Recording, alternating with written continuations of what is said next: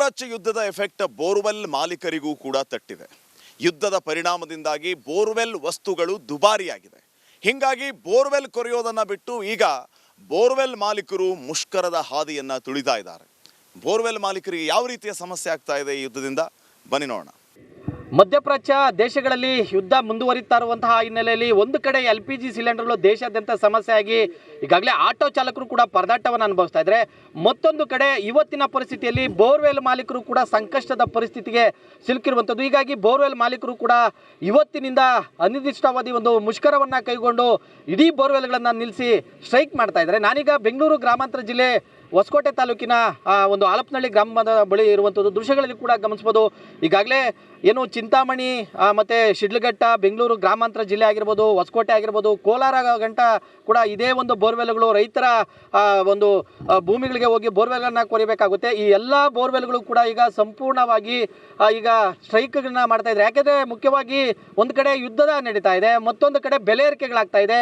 Diesel ಬೆಲೆ ಕೂಡ ಹೆಚ್ಚಳ ಆಗಿದೆ, ಜೊತೆಗೆ ಆಯಿಲ್ ಬೆಲೆ ಕೂಡ ಹೆಚ್ಚಳ ಆಗಿದೆ.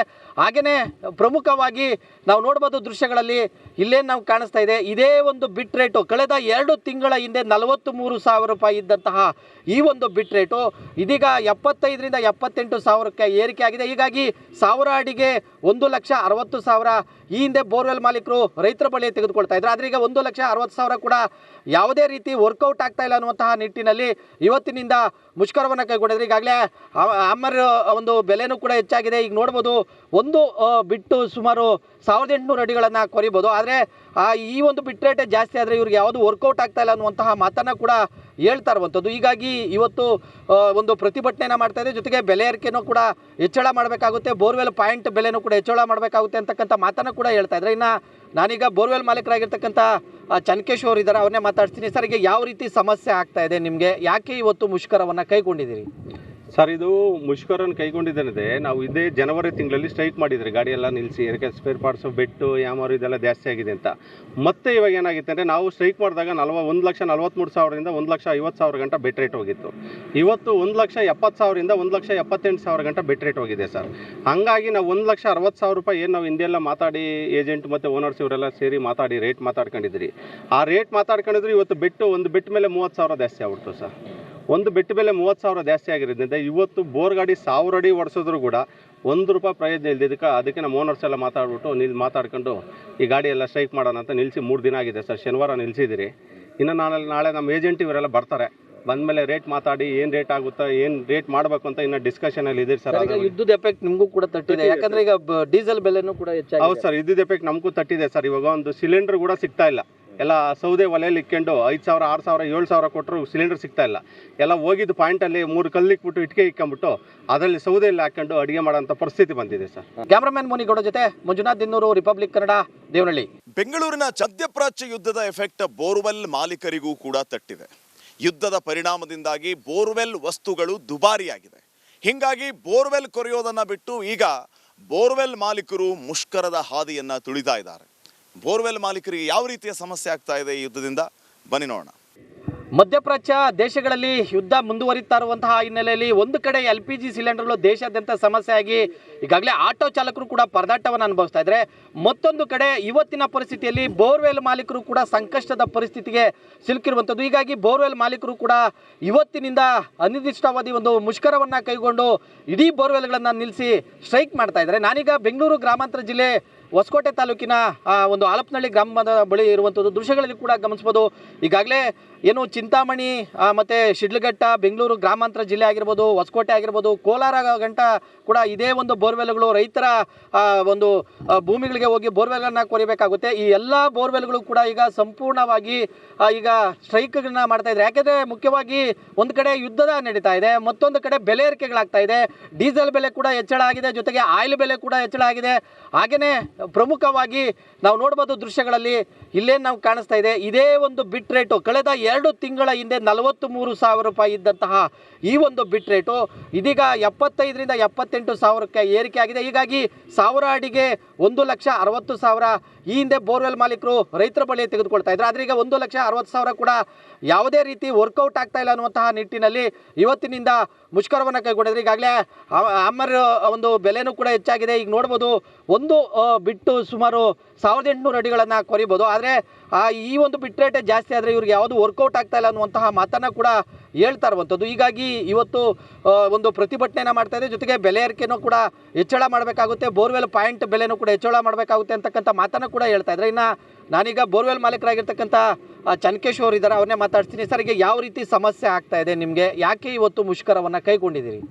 ಸರ್, ಇದು ಮುಷ್ಕರನ್ನು ಕೈಗೊಂಡಿದ್ದೇನಿದೆ, ನಾವು ಇದೇ ಜನವರಿ ತಿಂಗಳಲ್ಲಿ ಸ್ಟ್ರೈಕ್ ಮಾಡಿದ್ರಿ, ಗಾಡಿ ಎಲ್ಲ ನಿಲ್ಲಿಸಿ, ಏನಕ್ಕೆ ಸ್ಪೇರ್ ಪಾರ್ಟ್ಸ್ ಬೆಟ್ಟು ಯಾಮಾರು ಇದೆಲ್ಲ ಜಾಸ್ತಿ ಆಗಿದೆ ಅಂತ. ಮತ್ತೆ ಇವಾಗ ಏನಾಗಿತ್ತು ಅಂದರೆ, ನಾವು ಸ್ಟ್ರೈಕ್ ಮಾಡಿದಾಗ 1,43,000ರಿಂದ 1,50,000 ಗಂಟ ಬೆಟ್ ರೇಟ್ ಹೋಗಿತ್ತು. ಇವತ್ತು 1,70,000ರಿಂದ 1,78,000 ಗಂಟ ಬೆಟ್ ರೇಟ್ ಹೋಗಿದೆ ಸರ್.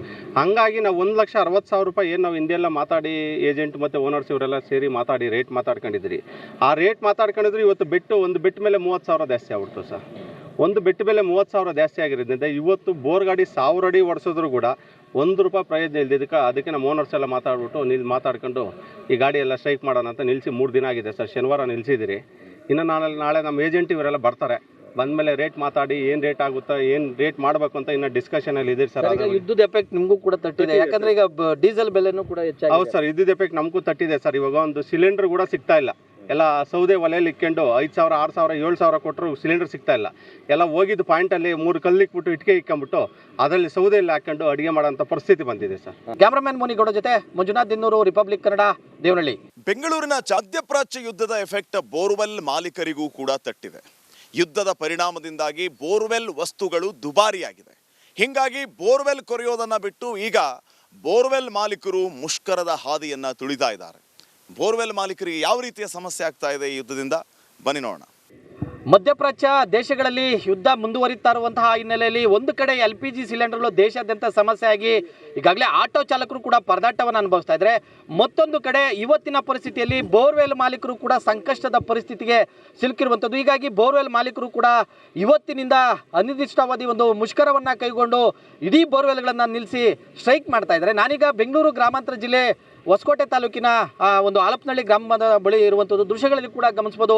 ಈಗಾಗಲೇ ಏನು ಚಿಂತಾಮಣಿ ಮತ್ತು ಶಿಡ್ಲಘಟ್ಟ, ಬೆಂಗಳೂರು ಗ್ರಾಮಾಂತರ ಜಿಲ್ಲೆ ಆಗಿರ್ಬೋದು, ಹೊಸಕೋಟೆ ಆಗಿರ್ಬೋದು, ಕೋಲಾರ ಗಂಟ ಕೂಡ ಇದೇ ಒಂದು ಬೋರ್ವೆಲ್ಗಳು ರೈತರ ಒಂದು ಭೂಮಿಗಳಿಗೆ ಹೋಗಿ ಬೋರ್ವೆಲ್ಗಳನ್ನು ಕೊರಿಬೇಕಾಗುತ್ತೆ. ಈ ಎಲ್ಲ ಬೋರ್ವೆಲ್ಗಳು ಕೂಡ ಈಗ ಸಂಪೂರ್ಣವಾಗಿ ಈಗ ಸ್ಟ್ರೈಕ್ಗಳನ್ನ ಮಾಡ್ತಾ ಇದ್ದಾರೆ. ಯಾಕೆಂದರೆ ಮುಖ್ಯವಾಗಿ ಒಂದು ಕಡೆ ಯುದ್ಧದ ನಡೀತಾ ಇದೆ, ಮತ್ತೊಂದು ಕಡೆ ಬೆಲೆ ಏರಿಕೆಗಳಾಗ್ತಾ ಇದೆ. ಡೀಸೆಲ್ ಬೆಲೆ ಕೂಡ ಹೆಚ್ಚಳ ಆಗಿದೆ, ಜೊತೆಗೆ ಆಯಿಲ್ ಬೆಲೆ ಕೂಡ ಹೆಚ್ಚಳ ಆಗಿದೆ. ಹಾಗೆಯೇ ಪ್ರಮುಖವಾಗಿ ನಾವು ನೋಡ್ಬೋದು ದೃಶ್ಯಗಳಲ್ಲಿ ಇಲ್ಲೇನು ನಾವು ಕಾಣಿಸ್ತಾ ಇದೆ, ಇದೇ ಒಂದು ಬಿಟ್ ರೇಟು ಕಳೆದ 2 ತಿಂಗಳ ಹಿಂದೆ 43,000 ರೂಪಾಯಿ ಇದ್ದಂತಹ ಈ ಒಂದು ಬಿಟ್ ರೇಟು ಇದೀಗ 75,000ರಿಂದ 78,000ಕ್ಕೆ ಏರಿಕೆ ಆಗಿದೆ. ಹೀಗಾಗಿ 1000 ಅಡಿಗೆ 1,60,000 ಈ ಹಿಂದೆ ಬೋರ್ವೆಲ್ ಮಾಲೀಕರು ರೈತರ ಬಳಿ ತೆಗೆದುಕೊಳ್ತಾ ಇದ್ರು. ಆದರೆ ಈಗ 1,60,000 ಕೂಡ ಯಾವುದೇ ರೀತಿ ವರ್ಕೌಟ್ ಆಗ್ತಾ ಇಲ್ಲ ಅನ್ನುವಂತಹ ನಿಟ್ಟಿನಲ್ಲಿ ಇವತ್ತಿನಿಂದ ಮುಷ್ಕರವನ್ನು ಕೈಗೊಂಡಿದ್ರು. ಈಗಾಗಲೇ ಅಮರ್ ಒಂದು ಬೆಲೆನೂ ಕೂಡ ಹೆಚ್ಚಾಗಿದೆ. ಈಗ ನೋಡ್ಬೋದು ಒಂದು ಬಿಟ್ಟು ಸುಮಾರು 1800 ಅಡಿಗಳನ್ನು ಕೊರಿಬೋದು. ಆದರೆ ಈ ಒಂದು ಬಿಟ್ ರೇಟೇ ಜಾಸ್ತಿ ಆದರೆ ಇವ್ರಿಗೆ ಯಾವುದು ವರ್ಕೌಟ್ ಆಗ್ತಾ ಇಲ್ಲ ಅನ್ನುವಂತಹ ಮಾತನ್ನು ಕೂಡ ಹೇಳ್ತಾ ಇರುವಂಥದ್ದು. ಹೀಗಾಗಿ ಇವತ್ತು ಒಂದು ಪ್ರತಿಭಟನೆಯನ್ನು ಮಾಡ್ತಾ ಇದೆ. ಜೊತೆಗೆ ಬೆಲೆ ಏರಿಕೆನೂ ಕೂಡ ಹೆಚ್ಚಳ ಮಾಡಬೇಕಾಗುತ್ತೆ, ಬೋರ್ವೆಲ್ ಪಾಯಿಂಟ್ ಬೆಲೆನೂ ಕೂಡ ಹೆಚ್ಚಳ ಮಾಡಬೇಕಾಗುತ್ತೆ ಅಂತಕ್ಕಂಥ ಮಾತನ್ನು ಕೂಡ ಹೇಳ್ತಾ ಇದ್ದಾರೆ. ಇನ್ನು ನಾನೀಗ ಬೋರ್ವೆಲ್ ಮಾಲೀಕರಾಗಿರ್ತಕ್ಕಂಥ ಚನ್ಕೇಶ್ ಅವರು ಇದ್ದಾರೆ, ಅವನ್ನೇ ಮಾತಾಡ್ತೀನಿ. ಸರ್, ಈಗ ಯಾವ ರೀತಿ ಸಮಸ್ಯೆ ಆಗ್ತಾ ಇದೆ ನಿಮಗೆ, ಯಾಕೆ ಇವತ್ತು ಮುಷ್ಕರವನ್ನು ಕೈಗೊಂಡಿದ್ದೀರಿ? ಸರ್, ಇದು ಮುಷ್ಕರನ್ನು ಕೈಗೊಂಡಿದ್ದೇನಿದೆ, ನಾವು ಇದೇ ಜನವರಿ ತಿಂಗಳಲ್ಲಿ ಸ್ಟ್ರೈಕ್ ಮಾಡಿದ್ರಿ, ಗಾಡಿ ಎಲ್ಲ ನಿಲ್ಲಿಸಿ, ಏನಕ್ಕೆ ಸ್ಪೇರ್ ಪಾರ್ಟ್ಸ್ ಬೆಟ್ಟು ಯಾಮಾರು ಇದೆಲ್ಲ ಜಾಸ್ತಿ ಆಗಿದೆ ಅಂತ. ಮತ್ತೆ ಇವಾಗ ಏನಾಗಿತ್ತು ಅಂದರೆ, ನಾವು ಸ್ಟ್ರೈಕ್ ಮಾಡಿದಾಗ 1,43,000ರಿಂದ 1,50,000 ಗಂಟ ಬೆಟ್ ರೇಟ್ ಹೋಗಿತ್ತು. ಇವತ್ತು 1,70,000ರಿಂದ 1,78,000 ಗಂಟ ಬೆಟ್ ರೇಟ್ ಹೋಗಿದೆ ಸರ್. ಹಾಗಾಗಿ ನಾವು 1,60,000 ರೂಪಾಯಿ ಏನು ನಾವು ಹಿಂದೆಲ್ಲ ಮಾತಾಡಿ ಏಜೆಂಟ್ ಮತ್ತು ಓನರ್ಸ್ ಇವರೆಲ್ಲ ಸೇರಿ ಮಾತಾಡಿ ರೇಟ್ ಮಾತಾಡ್ಕೊಂಡಿದ್ರಿ. ಆ ರೇಟ್ ಮಾತಾಡ್ಕೊಂಡಿದ್ರು ಇವತ್ತು ಒಂದು ಬೆಟ್ ಮೇಲೆ 30,000 ಜಾಸ್ತಿ ಆಗ್ಬಿಡ್ತು ಸರ್. ಒಂದು ಬೆಟ್ ಮೇಲೆ 30,000 ಜಾಸ್ತಿ ಆಗಿರೋದ್ರಿಂದ ಇವತ್ತು ಬೋರ್ ಗಾಡಿ 1000 ಅಡಿ ಓಡಿಸಿದ್ರು ಕೂಡ ₹1 ಪ್ರಯೋಜನ ಇಲ್ದಿದ್ದಕ್ಕೆ ಅದಕ್ಕೆ ನಮ್ಮ ಓನರ್ಸ್ ಎಲ್ಲ ಮಾತಾಡ್ಕೊಂಡು ಈ ಗಾಡಿ ಎಲ್ಲ ಸ್ಟ್ರೈಕ್ ಮಾಡೋಣ ಅಂತ ನಿಲ್ಲಿಸಿ 3 ದಿನ ಆಗಿದೆ ಸರ್. ಶನಿವಾರ ನಿಲ್ಲಿಸಿದಿರಿ. ಇನ್ನು ನಾಳೆ ನಮ್ಮ ಏಜೆಂಟ್ ಇವರೆಲ್ಲ ಬರ್ತಾರೆ. ಬಂದಮೇಲೆ ರೇಟ್ ಮಾತಾಡಿ ಏನು ರೇಟ್ ಆಗುತ್ತಾ, ಏನು ರೇಟ್ ಮಾಡಬೇಕು ಅಂತ ಇನ್ನು ಡಿಸ್ಕಷನಲ್ಲಿ ಇದೆ ಸರ್. ಯುದ್ಧದ ಎಫೆಕ್ಟ್ ನಿಮಗೂ ಕೂಡ ತಟ್ಟಿದೆ, ಯಾಕಂದ್ರೆ ಈಗ ಡೀಸೆಲ್ ಬೆಲೆನೂ ಕೂಡ ಹೆಚ್ಚಾಗಿದೆ. ಹೌದು ಸರ್, ಯುದ್ಧದ ಎಫೆಕ್ಟ್ ನಮಗೂ ತಟ್ಟಿದೆ ಸರ್. ಇವಾಗ ಒಂದು ಸಿಲಿಂಡರ್ ಕೂಡ ಸಿಗ್ತಾ ಇಲ್ಲ. ಎಲ್ಲ ಸೌದೆ ಒಲೆಯಲ್ಲಿ ಇಕ್ಕೊಂಡು 5,000, 6,000, 7,000 ಕೊಟ್ಟರು ಸಿಲಿಂಡರ್ ಸಿಗ್ತಾ ಇಲ್ಲ.